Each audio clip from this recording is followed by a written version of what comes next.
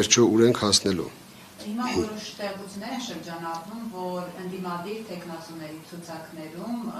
կան, այսպես ասած, թաքնված տվյալ ԿՊԱ-ականները եւ հնարավոր է նրանք օգնեն Սարիկ Մինասյանին քաղաքապետ դառնալ։ Ձեր ցուցակի, ձեր ավականների վրա դուք վստահ եք։ Մեզ չի վերաբերվում, իհարկե վստահ ենք, մենք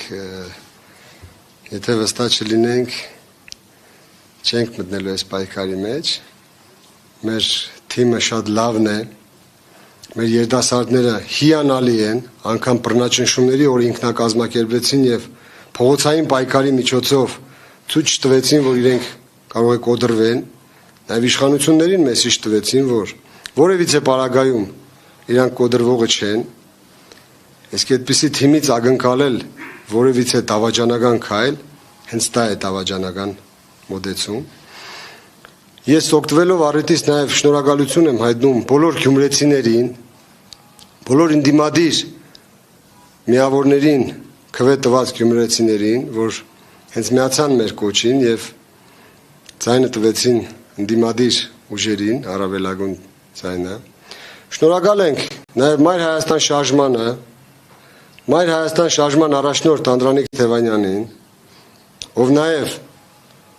եւ խոսք է տվել եւ հայտարարել է, որ ամբողջական իշխանափոխությունից հետո Գյումրիի զարգացումը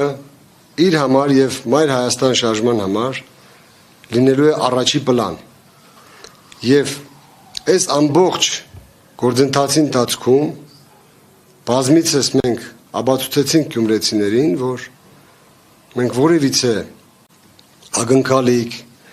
կուլիսային պայմանավորվածության կողմնակից չենք եւ գնում ենք միմիայն